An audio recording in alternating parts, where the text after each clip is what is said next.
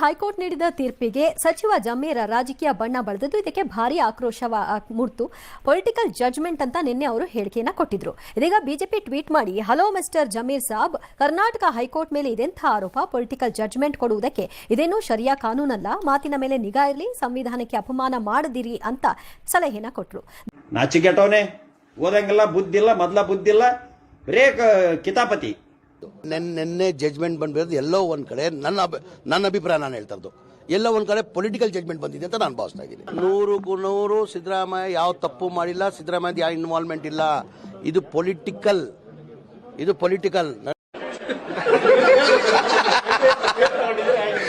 ಜಮೀರು ನಾಲಿಗೆ ಹರಿಬಿಟ್ಟಿದ್ದಾನೆ.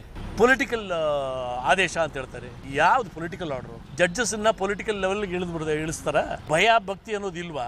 ಕೋರ್ಟ್ ಬಗ್ಗೆ ನೀವು ಕ್ಯಾಶುಯಲ್ ಆಗಿ ನೀವು ಎಷ್ಟು ಧೈರ್ಯ ಇರ್ಬೇಕು ನಿಮಗೆ ಮಾತಾಡ್ಬೇಕಾರೆ.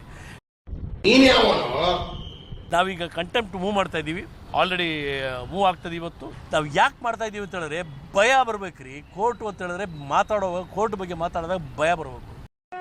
ನನಗೆ ಭಯ ಇಲ್ಲ ಅಂತ ಯಾರು ಸರ್ ಹೇಳಿದ್ದು?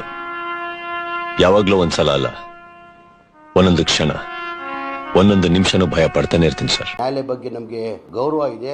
ತಪ್ಪು ಬಂದಿರ್ಬೋದು, ಅದು ಸರಿ ಇಲ್ಲ, ಅದು ಹಂಗೆ ನಡೆಯೋದು. ನಾನು ಕ್ಷಮೆ ಕೇಳಕ್ ಸಿದ್ಧಾಗಿದ್ದೀನಿ. ನಾನು ಅದನ್ನು ಹೇಳಿಸ್ಬೇಕು ಅಂತಾನೆ ಬಂದೆ ಅಲ್ಲಿಗೆ. ನನಗಿಷ್ಟೇ, ಈ ಜಮೀರ್ ಹಿಂದೆ ಮುಂದೆ ತಿರುಗಾಡೋರು ಯಾರೋ ಬಿಟ್ಟಿರ್ತಾರೆ, ಇದನ್ನು ನಮಗೆಲ್ಲ ಗೊತ್ತಾಗೋಯ್ತು ಅಣ್ಣ. ಅದು ಫುಲ್ ಪೊಲಿಟಿಕಲ್ ಜಡ್ಜ್ಮೆಂಟ್ ಇದ್ದಂಗಿದೆ ಅಣ್ಣ ಅಂತ ಸುಮ್ಮನೆ ಬುಡಾಪೆ ಬಿಟ್ಟಿರ್ತಾರೆ. ಸಾಹೇಬ್ರಿಗೆ ಅದು ಒಳ್ಳೆ ಪದ ಕಾಣಿಸ್ತಿಂಗ್ ಆಚೆ ಬಂದು ಒಂದು ರಿಯಾಕ್ಷನ್ ಕೊಟ್ಟು ಹೋದು. ನಿಮಗಿರುವ ಮಾರ್ಗೋಪಾಯಗಳ ಪ್ರಕಾರ ಅಪೀಲ್ ಹೋಗಿ ಯಾವುದು ದೋಷಪೂರಿತ ಅದನ್ನು ಚಾಲೆಂಜ್ ಮಾಡಿ, ಅದನ್ನ ಅಲ್ಲೇ ಮಾಡ್ಕೋಬೇಕು. ಸಾರ್ವಜನಿಕವಾಗಿ ನೀವು ಅದನ್ನು ತಂದು ಹೇಳಿದ್ರೆ ಪ್ರಯೋಜನ ಏನು? ಸಿದ್ದರಾಮಯ್ಯನವರನ್ನ ತಪ್ಪು ಮಾಡಿಲ್ಲ ಎಂದು ನಂಬುವ ಜನ ಹಾಗೆ ನಂಬುತ್ತಾರೆ, ಮಾಡಿದ್ದಾರೆ ಎಂದು ನಂಬುವ ಜನ ಹಾಗೆ ನಂಬುತ್ತಾರೆ. ಟೆಂಗ್ ಮುಂದೆ ಮಾಡ್ದಂಗೆ ಆಡೋದನ್ನ ಬಿಡಿ. ಜೌರಾಣೆ ಹೇಳ್ತಾ ಇದ್ದೀನಿ, ಯಾರು ಉದ್ಧಾರ ಆಗಲ್ಲ. ಹಂಗಾಗಿ ನೀವು ಅದನ್ನೇನು ಆಲ್ಟರ್ ಮಾಡೋಕ್ಕಾಗದೇ ಇರೋದ್ರಿಂದ ಗೋ ಅಪೀಲ್ ಮಾಡಿ. ಅವಕಾಶ ಯಾರು ಬೇಡ ಅಂದ್ರೆ ಅಪೀಲ್ ಮಾಡದೆ ಹೇಳಬಾರ್ದು ಅದನ್ನ. ಆಲ್ ರೈಟ್, ನೋಡೋಣ ಅವ್ರು ಏನೋ ಒಂದು ಮಾಡ್ತಾರೆ. ಈಗ ಇಷ್ಟು ಹೇಳಕ್ ಇಷ್ಟಪಡ್ತೀನಿ. ಓಕೆ ಫ್ರೆಂಡ್, ಬಾಯ್. ಇದು ಮನಸ್ಸಿಗೆ ನಾಲ್ಗೆಗೆ ಮಧ್ಯ ಇರೋ ಫಿಲ್ಟರ್ ತೆಗೆದಾಕ್ಬಿಡುತ್ತೆ, ಒಳಗಿರೋದೆಲ್ಲ ಹೊರಗೆ ಬರುತ್ತೆ. ನನ್ನ ಪ್ರಕಾರ ಇದೇ ಗಾಡ್ ದೇವ್ರೇ.